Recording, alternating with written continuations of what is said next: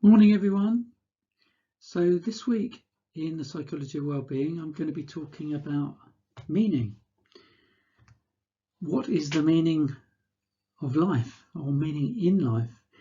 Of course, this is way too big a question to really answer in a short lecture, but I'll be looking at the different ways that we get to a sense of purpose and meaning in our daily lives, how important that is, and what are its implications for well-being.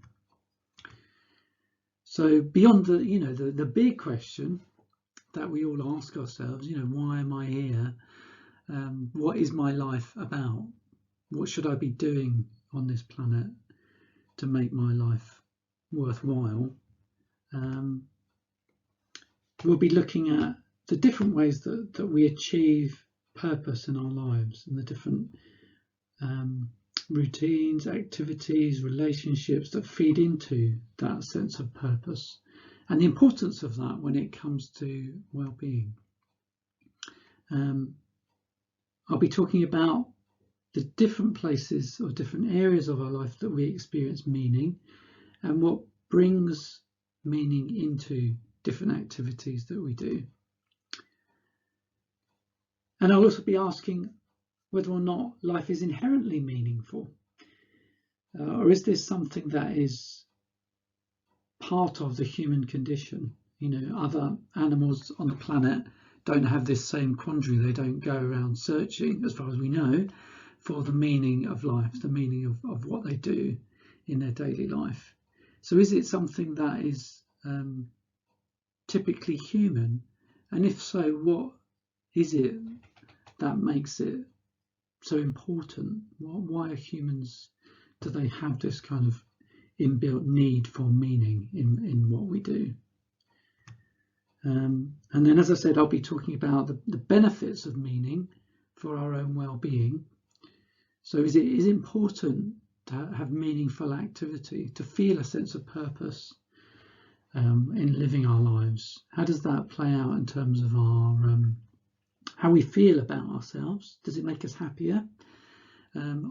Or is meaning a kind of a more important factor? Okay, so when you were doing your reflective stuff, you will have been thinking about, okay, what are moments of positive well-being? What are positive feelings? Do meaningful activities and positive emotions go together? Is it necessary for me to be happy when I'm doing something that is deeply meaningful to me? Okay, so what is that relationship between meaningfulness, purpose, and our moods and emotions? Yeah, I guess I've already said that. Is meaning necessary for happiness and hard or fulfillment? tough? And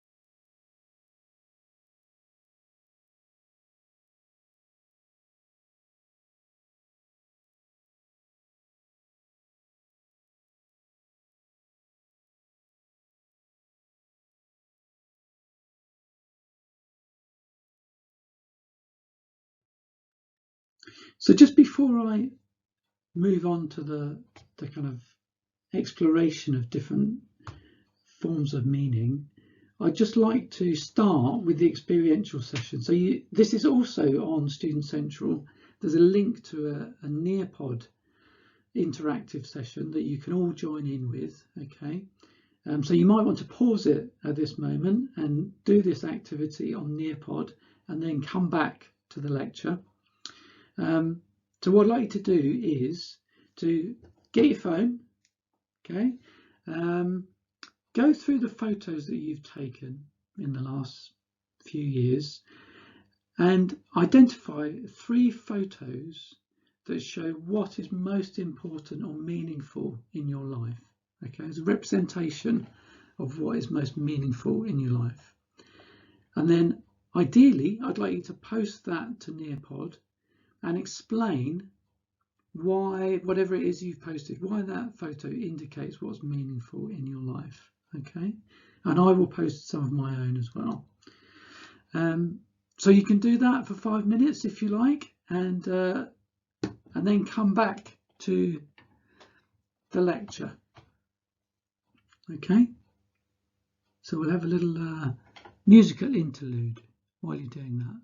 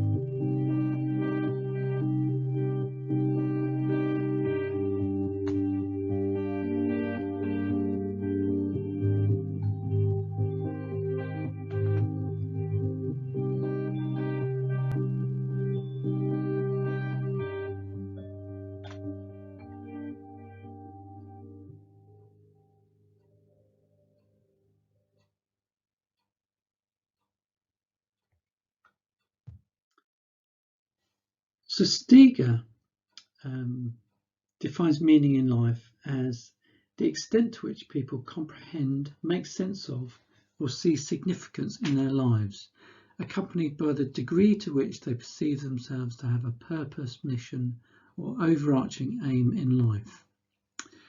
So, as well as the kind of obvious routines, activities, interests, relationships, beliefs, which add meaning to our lives, Steger suggests that meaning in life is a kind of broader sense that all of these things fit together in some sensible, understandable way, and that's what brings us meaning in life, okay, in a broad sense. So it's actually quite difficult to pin down what it is that makes life feel meaningful. And we'll see other theorists have kind of engaged with this slightly differently. So Viktor Frankl was the first psychologist to really talk about meaning as significant in psychological terms, and this came out of his experiences in the concentration camps, where you can imagine maintaining any sense of meaningful engagement with life when everyone around you is dying, you know, and is being put to death by the Nazis. That would have its own particular. If you can maintain a sense of meaning in those circumstances, clearly that's something significant. And Frankl identified maintaining meaningful engagement and finding meaning in the worst kinds of circumstances as really important for people.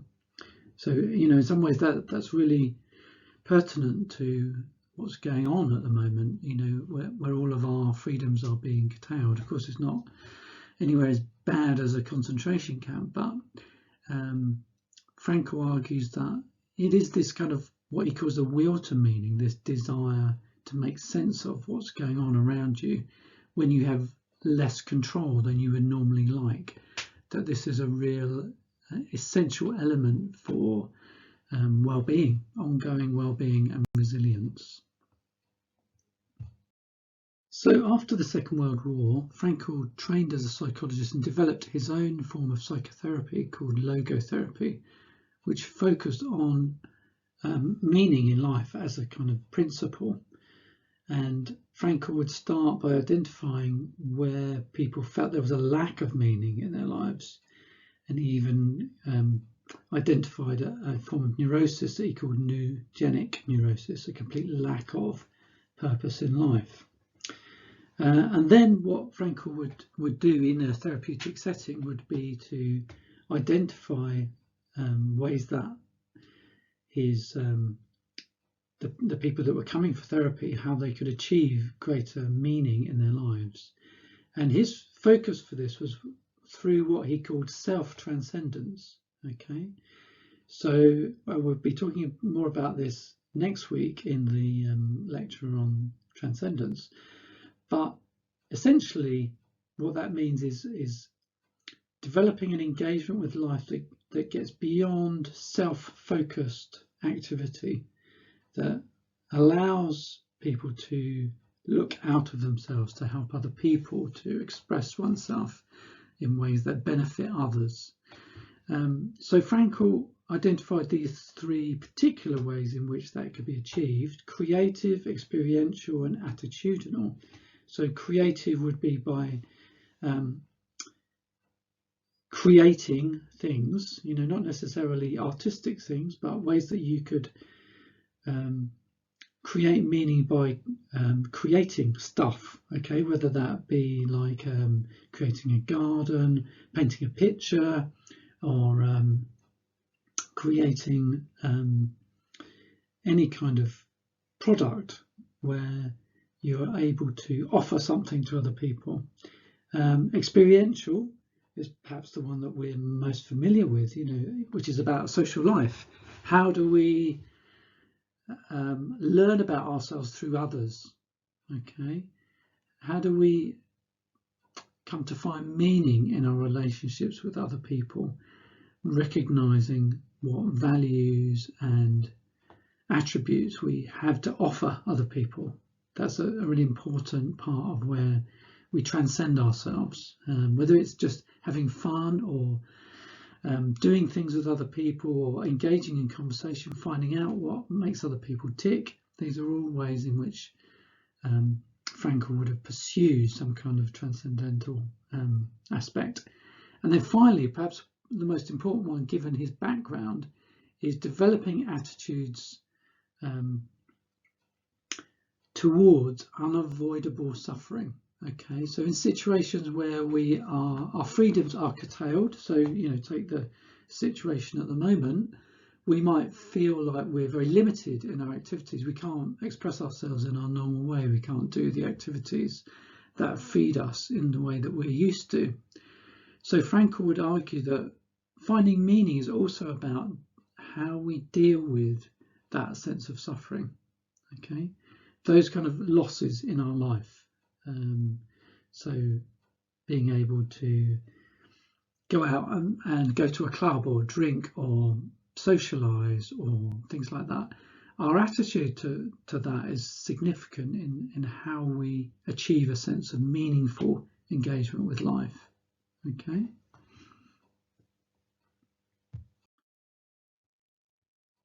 And Frankl's notion of purpose in life has been developed further. So in the 1960s, they turned Frankl's idea of neogenic neurosis into a clinical assessment of psychological well-being, okay, that was then used as a basis for engaging with clients in a therapeutic setting. Okay, I'll put a link to the Purpose in Life questionnaire on Student Central so you can have a look at that. So research that's used the Purpose in Life questionnaire as an assessment of neurogenic neurosis shows that low purpose in life is related to psychopathology, depression, anxiety, drug use, as you might expect.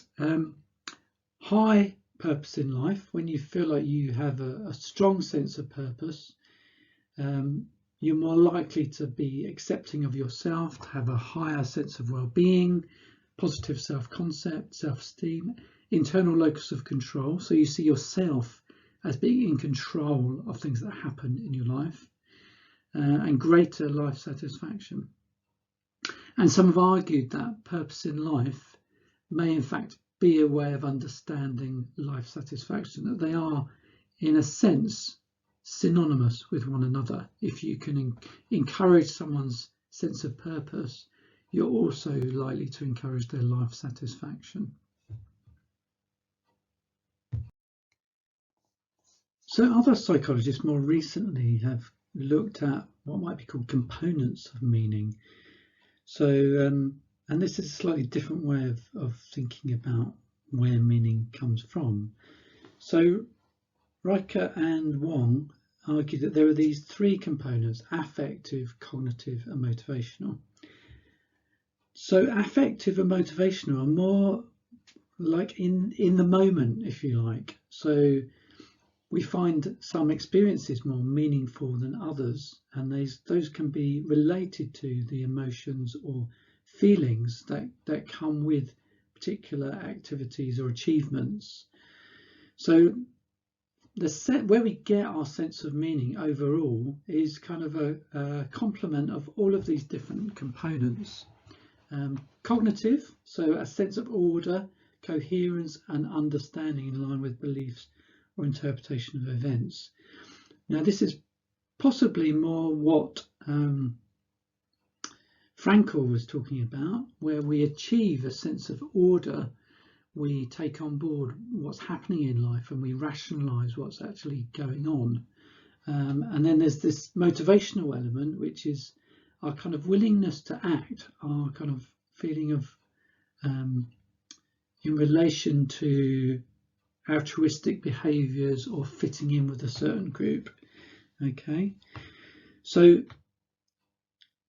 in all of these different ways we achieve a feeling of meaningfulness. Okay, but there are these different components involved. So, you know, if we relate this to the coronavirus, for instance, our situation at the moment, where do we achieve meaning from? At an affective level, there may be some degree of anxiety and also moments of feeling calm or at ease when we're in a place of safety and we recognise that we're in a place of safety. A more cognitive level, we might be looking at, you know, how the virus is kind of emerging, and when we see that it's happening in different countries and that there is some kind of order to it, you know, like for instance in China we're seeing it tailing off, that might again give us a sense that there's some meaning or order to what's occurring. And motivational, so you know, we've seen the number of people that have responded to the NHS request for volunteers. Clearly that's, for those people, that's a very meaningful thing for them to do at this time where kind of there are fewer and fewer ways for us to engage with other people and to help and stuff like that. So again, they're different levels of meaning, but all add up to our kind of overall sense of meaning.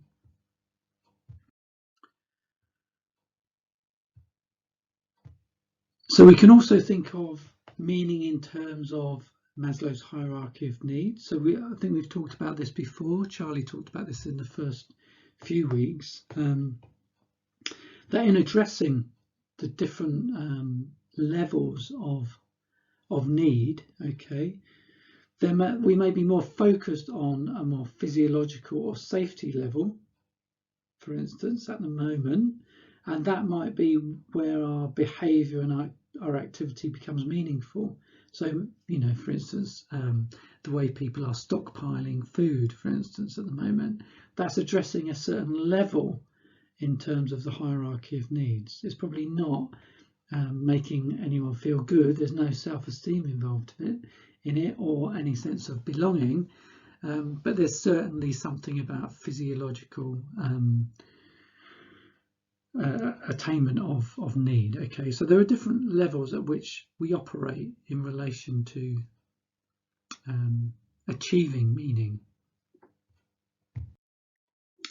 So we could say, you know, according to Maslow's hierarchy, that there's a kind of base level. You know, the survival instinct is very meaningful and difficult to ignore for people.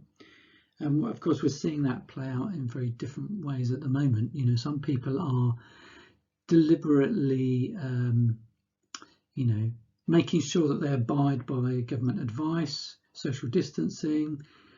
We're seeing fights in checkout queues, people are fighting over toilet roll, stockpiling food. There's clearly, for everybody, we have a different sense of meaningful engagement with other people that determines how we react to those situations. Okay, and clearly it kicks into gear for some people, that real survival instinct. And of course there are other forms. So in times of great change, such as we have at the moment, where the survival instinct might be kicking in for some people, it's important to remember having long-term goals. They're still really important for us maintaining a sense of meaningful engagement in life. And researchers have recognised the significance of goal-directed behaviour in lots of ways, and particularly I'm going to talk about achievement motivation, self-determination theory and flow theory as ways of explaining the significance of goals for how you maintain your meaningful engagement. So we know that achieving competence and mastery in certain spheres is certainly something that brings a sense of meaningful engagement in life. So now might be the perfect time for you to learn to play a new instrument, learn a new language, cook a new dish, learn about all kinds of things, read a book, etc. We know that achievement is something that, for human beings, is something that brings a real sense of satisfaction and mastery and ongoing meaning. So if you remember self-determination theory from your first module, Introduction to Applied Psychology, this also talks about competence as being one of the central psychological needs, along with autonomy and relatedness. So for Decky and Ryan, they see this innate need for competence and autonomy as being the things that drive us, the things that motivate us to engage in life. Okay, so if you remember that kind of difference between extrinsic and intrinsic motivation is really important when we think about it in terms of meaning. So extrinsic motivation, you know, getting paid or getting a degree, for instance, might motivate you to learn about psychology. But if you have a real genuine desire to learn about what makes people tick, if you're genuinely interested in people, then that in intrinsic motivation terms is likely to be much more strong and motivate you to engage and learn, etc. So it brings more meaning if things are intrinsically motivating. Another interesting theory that ties into this is that from Csikszentmihalyi, and it's the idea of flow theory. So in this theory, the idea is that we can become completely immersed in what we are doing if we have the right degree of challenge versus ability. Okay, that when we find activities really fulfilling, then they often seem to be in that kind of fine line between being too easy and too hard. So if it's too hard, then that becomes really stressful. If it's too easy, it becomes boring. So Csikszentmihalyi did a lot of studies looking at sportsmen like rock climbers, sailors, artists, and looked at what are those experiences where we feel completely immersed and we have a very meaningful engagement with activity. And this is what he calls flow. Okay, so we might be familiar with that term, being in the flow. Okay, so Csikszentmihalyi tried to formalize that and say, well, what is it about those situations, that form of engagement that is so meaningful? And he looks at it in terms of this kind of challenge versus ability, and that when things are pitched at just the right level for us, we are likely to get really immersed in it.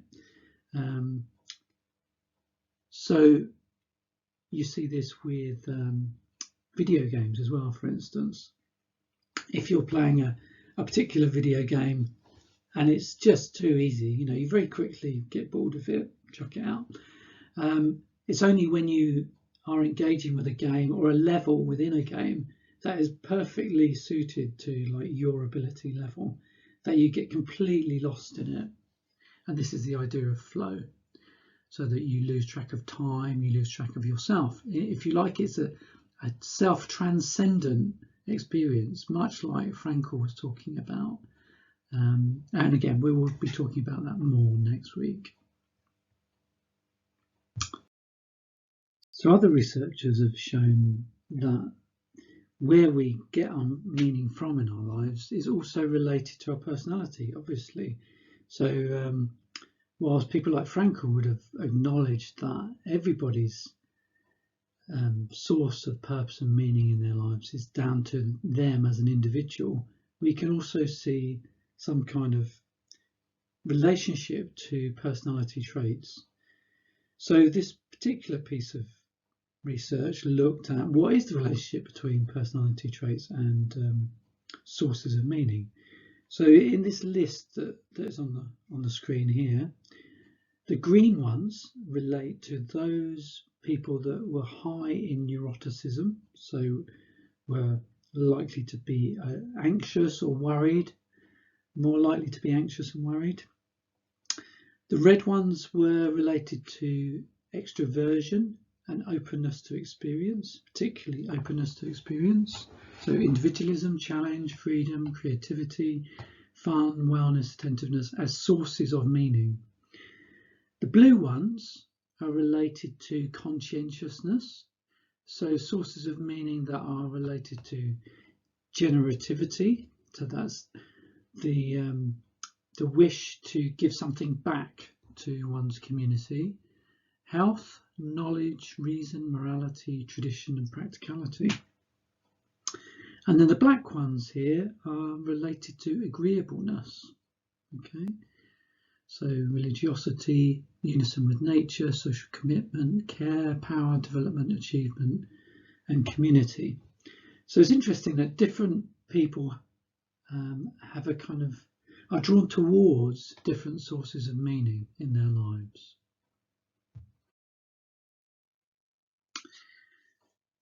And then on a kind of more mundane level, there have been some really interesting studies that have looked at very personal forms of meaning.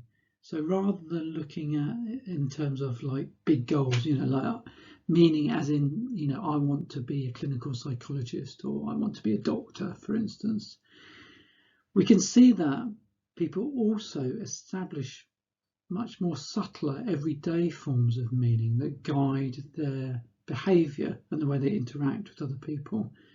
So this was a really interesting qualitative piece of research looking at what are those kinds of personal strivings that happen? I mean, we often see them around kind of New Year's resolutions and things like that. I will get fitter, I'll eat more healthy food, stuff like that. But clearly we establish these as kind of directions in our life that we want to change ourselves in certain ways. We want to change our behaviour in relation to particular things. So that's another way in which meaning comes into our lives. And as we probably recognise at the moment, the thing with these kinds of subtler goals and the kind of broader goals, we end up with a kind of conflict in our lives. So the sources of meaning that exist in our lives are sometimes or often at odds with one another. So I might decide that my New Year's resolution might be I want to be fitter. I want to lose weight or whatever it might be. But at the same time, I might want to maintain a really active social life. So I might want to go out clubbing and going to the pub and stuff like that. So already we've got this kind of conflict. So also there's an issue with how we reconcile different priorities in our lives. So we've got these kind of, if you like, small scale forms of meaning that conflict with one another, and then we have an overarching sense of meaning in our lives. Okay, so conflict in those kinds of situations can be really detrimental. So it's not just having meaning in your life, but it's also navigating the different forms of meaning in our life. And if we struggle to do that, that can have real implications for our psychological well-being and our physical health. So that's really interesting.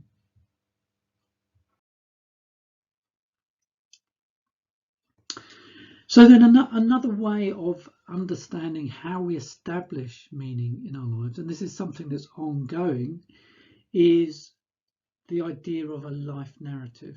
Okay, that when we tell the story of who we are to ourselves, this is establishing a certain form of meaning that guides how we behave and how we behave in the future, how we expect ourselves to behave. And of course, this is something that we're constantly doing. We're kind of reconstructing that sense of who we believe we are from our past experiences, and which past experiences we choose to be indicative of the kind of person that we are. So let's just take a moment to think about what this means for you. So I want you to think about where your interest in psychology came from.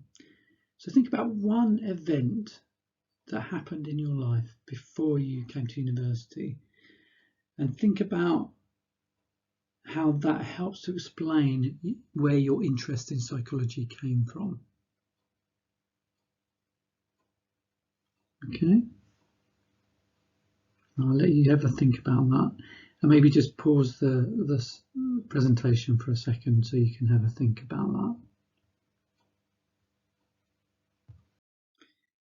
So a really important source of meaning, of course, is our social environment, particularly family, whatever that might mean to you. That means, family is defined in different ways by different people. And often this is kind of excluded from studies of purpose. But the social bonds that we have are really essential for maintaining our sense of who we are.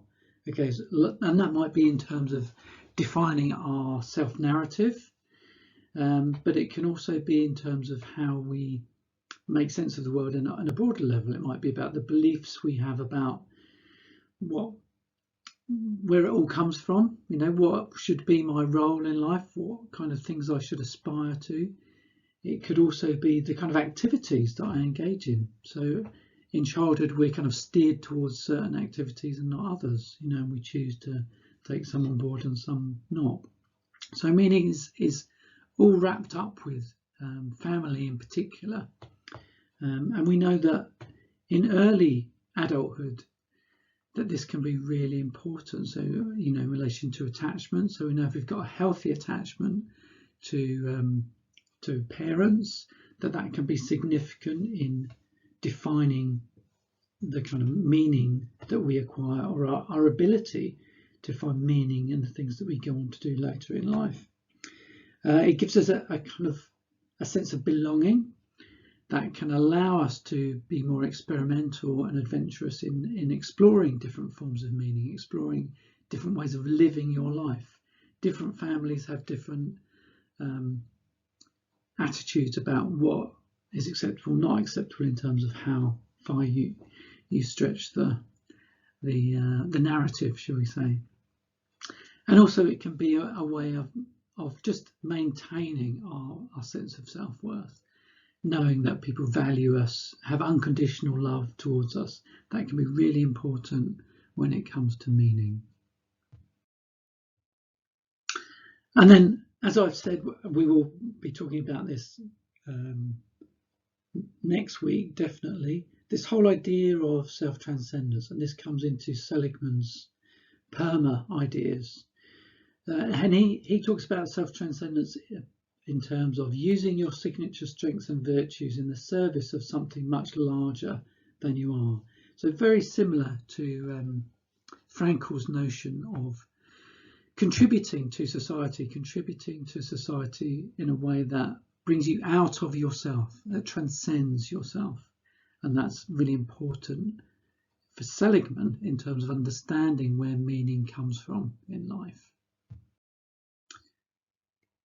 Okay, guys, the alternative explanation for the meaning of life, as we all know, is 42. So I'm going to leave you for a little bit, and I'm going to record part 2. So hopefully you have enjoyed this. You've got something out of listening to me neither on about the meaning of life. So if you haven't already, do make a point of going to the experiential session, which is already on Student Central. Okay, catch you again later. Bye.